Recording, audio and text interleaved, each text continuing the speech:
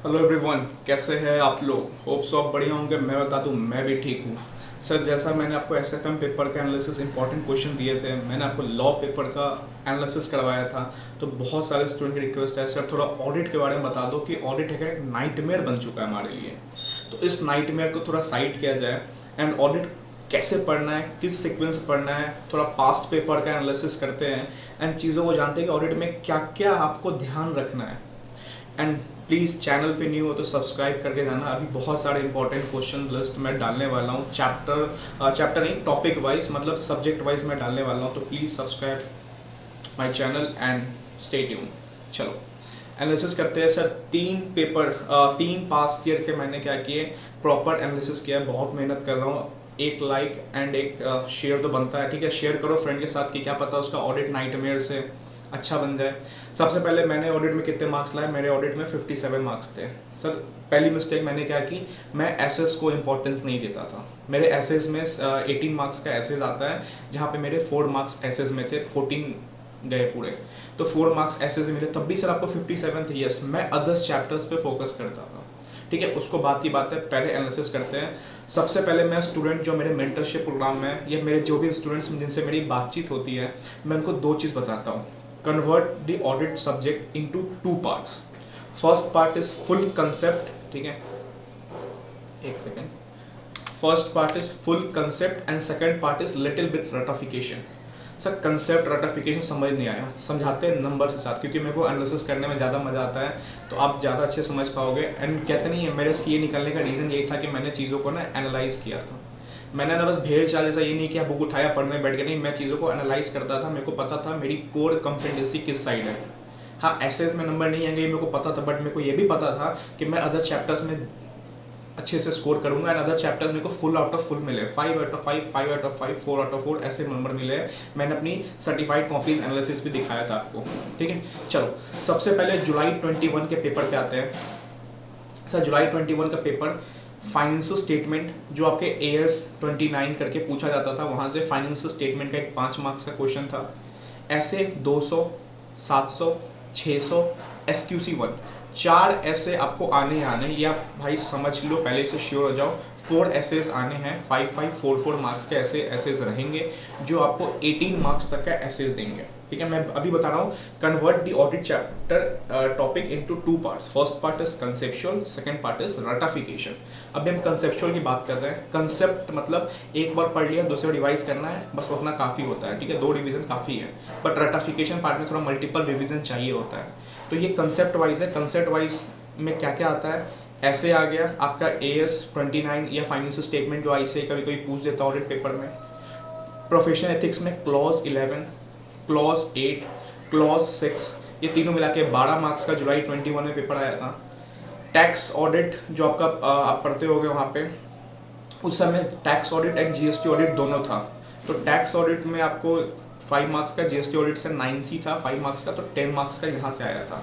And आपका company law से, company audit से 8 मार्क्स का आया था। तो जुलाई 21 पेपर में 53 मार्क्स का आपको कंसेप्चुअल पूछा।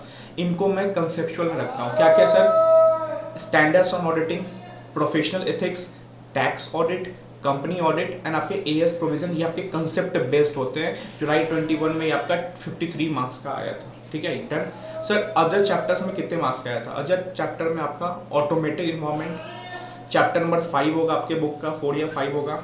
Management audit, forensic audit, bank audit and एक वैल्यूएशन ऑफ रियल एस्टेट, जो इंश्योरेंस कंपनी का था, वहाँ से ही आया था। कितने मार्क्स का था?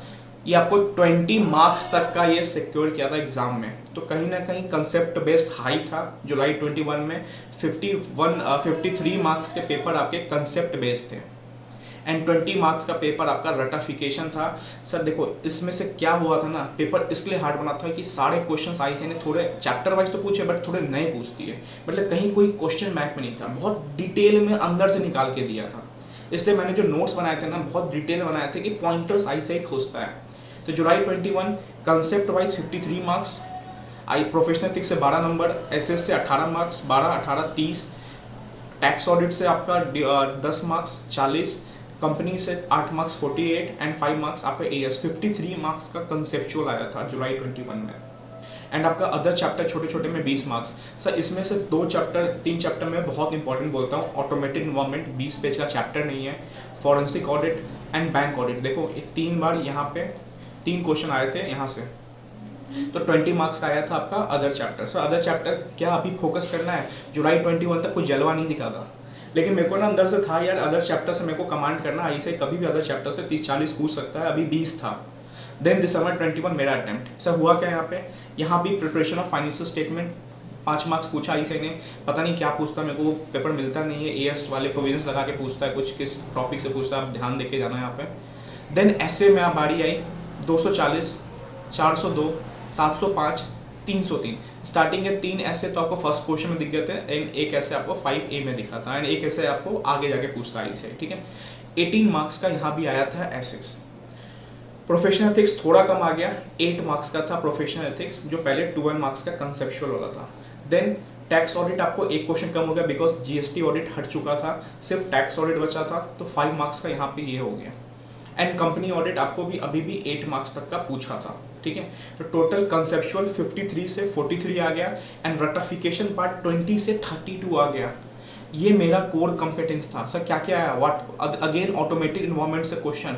Automated environment is highly important, 5 marks बहुत इजी वे में ले जाओगे आप। फॉरेंसिक ऑडिट से again question, bank audit again question, एक पीएसयू नया आया यहाँ पे, पीएसयू भी highly important, audit of CFS आया, ये मैं सब करके गया था। स्मॉल चैप्टर्स पे कमांड करके जाओ, 32 नंबर में से मेरे को यहाँ पे 26 मार्क्स थे, 26 मार्क्स 32 में थे, एंड 4-5 उधर था, एंड एमसीक्यू मेरा अच्छा खासा 26-27 था। तो सोचो मैं यहाँ पे 26 मार्क्स की बात करूँ तो 81% एक्यूरेसी थी मेरी। क्यों? क्योंकि हाँ रटा मारा था मैंने, ठीक है, चीज़ों को पहले समझ लिया, 2-3 बार 4 बार मल्टीपल रिवीजन से आ गया क्वेश्चन आते ही। मैं तो कॉन्फिडेंस में जा रहा था कि पेपर आए हार्ड, मैं डील कर लूँगा इससे। तो क्या क्या था sir, automated environment, forensic audit, bank audit, PSU के ऑडिट से रिपोर्ट वाला क्वेश्चन आया था। रिपोर्ट वाला क्वेश्चन छोड़ के मत जाओ, बहुत बार रिपोर्ट का क्वेश्चन देख रहे हो, बार बार ऐसे ही पूछता है। ऑडिट ऑफ सीएफएस में से किस किस कंपनी को नहीं बनाना पड़ता है कंसोलिडेटेड फाइनेंशियल स्टेटमेंट, वो आया था। एनबीएफसी से कैलकुलेशन आया था। चैप्टर 3 अगर मैं बोलता हूँ कुछ ऑडिट में छोड़ना है तो चैप्टर 2 छोड़ सकते हो, चैप्टर 3 मत छोड़ना। चैप्टर 3 से बहुत अच्छा क्वेश्चन आ जाता है, एंड एक सिंपल क्वेश्चन आएगा, आप याद होगा, आराम से लिख दोगे। देन इंश्योरेंस कंपनी में जलवा दिखा यहाँ पे। ऑडिट कमेटी, पीयर रिव्यू, सोचो 4 मार्क्स के भी क्वेश्चन आए, 32 मार्क्स तक, 32-34 में रेंज कर रहा था। तो कहीं ना कहीं अदर चैप्टर का फोकस बढ़ रहा है आईसीआई की तरफ, आईसीआई का अदर चैप्टर की तरफ फोकस बढ़ रहा है। पहले 20 मार्क्स था, अब 32 मार्क्स दिसंबर 21 में जलवा दिख गया आईसीआई का। तो अदर चैप्टर को छोड़ के मत जाना, बिकॉज अब तो और एमसीक्यू है, कौन सी चैप्टर से केस सिनेरियोस बन जाए, 8 मार्क्स का केस सिनेरियो आ जाए, अब भी हिल जाओगे एग्जाम में। बट देखो वेटेज बढ़ रहा है, 20 से 32 वेटेज आ गया। नेक्स्ट अब मई 22 की बात करते हैं, जो इस पर मैंने एनालिसिस किया था बच्चों को, मैंने बोल दिया भाई साहब अदर चैप्टर तो करके जाओ, क्योंकि ऐसे सब करके जा रहा है, पीई सब करके जा रहा है, टैक्स ऑडिट सब करके जा रहा है, कंपनी ऑडिट सब करके जा रहा है, करके क्या नहीं जा रहा है लोग, 32 मार्क्स। इस बार क्या आया मई 22 में 36 मार्क्स। तो कहीं ना कहीं वेटेज बढ़ रहा है अदर चैप्टर्स का। भाई साहब अदर चैप्टर्स को इंपॉर्टेंस देना स्टार्ट कर दो। सर इस बार क्या जलवा दिखा, SQC 1 ऐसे 550, 540, 600, 230, तो कहीं ना कहीं 18 से 20 मार्क्स तक का रेंज किया था, ठीक है, 18 से 20 मार्क्स तक का रेंज किया था। देन क्या था हमारा फिर, क्लॉज 2, क्लॉज 9 एंड एक क्लॉज 6 था। देखो एक चीज़ और बता दूंगा, प्रोफेशनल एथिक्स में फर्स्ट शेड्यूल बहुत इंपॉर्टेंट है, फर्स्ट शेड्यूल में सारे क्लॉजेस इंपॉर्टेंट है, तो फर्स्ट शेड्यूल पे पूरा अच्छे से फोकस करके जाना, ठीक है। 12 नंबर यहाँ पे फिर आया था प्रोफेशनल एथिक्स का। टैक्स ऑडिट का क्या क्या इसे ने एक ही क्वेश्चन में तीनों क्लॉज पूछ डाले, 5 नंबर का पूछा, एंड एक पूछा कारो में, कारो प्लस कंपनी ऑडिट का मिला के पूछा 5 मार्क्स का। तो कहीं ना कहीं कंसेप्चुअल 38 से 40 मार्क्स तक का रेंज किया था, वो मैं 20 देख लूँगा, 38 से 40 रेंज किया था, यही था। एंड अगेन आईसीआई ने रटिफिकेशन पार्ट से ऑटोमेटेड इन्वायरमेंट, फॉरेंसिक ऑडिट में digital forensic technique, again bank audit. तो देखो ये 3 चैप्टर तो हर अटेम्प्ट में आ रहे हैं, देखो हर 3 चैप्टर तो हर अटेम्प्ट में आ रहे हैं, तो 15 नंबर तो श्योर रखो अपना यहाँ पे। जितना ऐसे पे मेहनत कर रहे हो, ऐसे भी तो 18 से 20 आ रहा है, तो ये भी तो 15-16 नंबर का आ रहा है 3 चैप्टर, तो इनको डन रखो। छोटे चैप्टर्स है, फॉरेंसिक ऑडिट अलग से बता रहा हूँ मैं, बैंक ऑडिट थोड़ा बड़ा है, बैंक ऑडिट को आखिरी में करना, ऑटोमेटेड छोटा यार हो जाएगा। देन चैप्टर 3 अगेन यहाँ पे आया, चैप्टर 3 इंश्योरेंस अगेन यहाँ पे आया, ऑडिट कमेटी भी अगेन यहाँ पे आया, क्वालिटी इस वक्त पहले पीयर रिव्यू आया, इस वक्त क्वालिटी रिव्यू आया, तो ऐसे अल्टरनेट खेलेगा आईसीआई।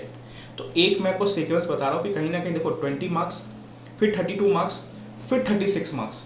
तो रटिफिकेशन वाला पार्ट है ना, जहाँ पे आदमी को पॉइंटर याद नहीं होते ना, वहाँ से ऐसे ही कहीं ना कहीं अटैक कर रहा है।